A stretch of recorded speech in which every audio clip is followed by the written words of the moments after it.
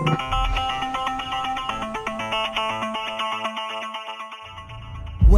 to the UAC.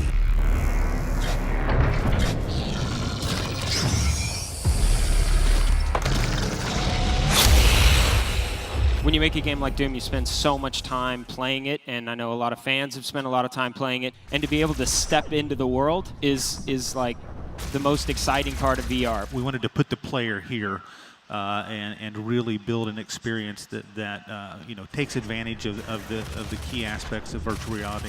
This time you're a cybernetically enhanced member of the UAC. Marty, tell us what the setup is.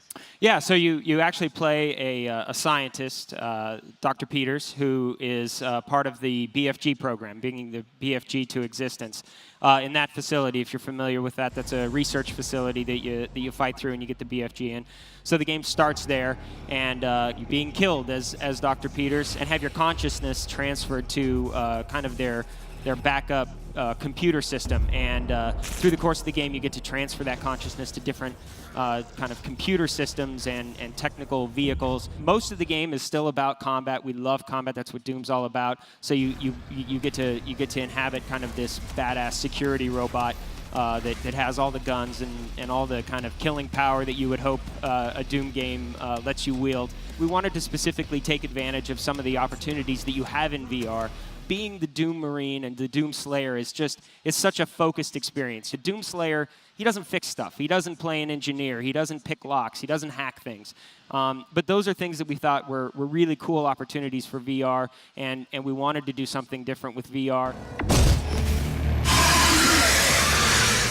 Are we going to see new locations, both on Mars and in Hell? Yes, we are. Much of the game takes place in existing locations, but you definitely explore new locations that were not seen in Doom 2016. All of them are very cool, but one of them in particular is really spectacular. It should be really fun for anybody who just wants a standalone VR experience. Doom itself is blisteringly fast. I mean, that's one of the core things about Doom. What are the challenges of bringing that kind of speed and that kind of intense, non-stop action to VR? Primary mechanism is teleportation.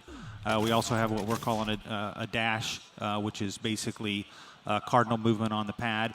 But if you've watched the trailer for Doom VFR or you've played it in the demo booth, you see that the action is really fast because the teleportation isn't like a blink. It's, we rush you through the world, and we play into that for the glory kills from Doom 2016. If you get a demon in stagger mode, you can actually snap your teleportation to him and you rush forward and telefragging, a lot of good glorious jibs and blood. So it's every bit as fast. It's just different types of movement, but we're really architecting the gameplay to take advantage of that. Yeah, anybody who's played Doom knows that you got to get behind a Pinky and shoot him in the butt to kill him.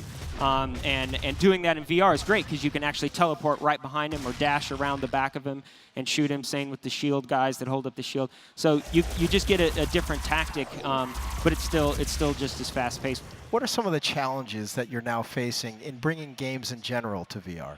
The number one problem I think people face is frame rate, because you need 90 hertz to really make a smooth experience. Luckily for us, IdTech is really well suited for that.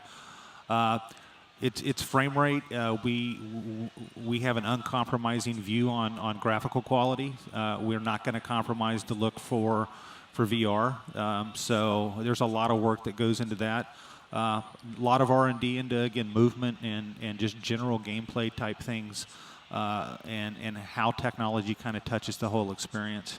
It's really fast-paced. I really encourage anybody, who wants a fast-paced combat experience. They really need to look at Doom. It's going to be different than a lot of the stuff they play in VR. Everybody at it is just thrilled to be bringing Doom to VR.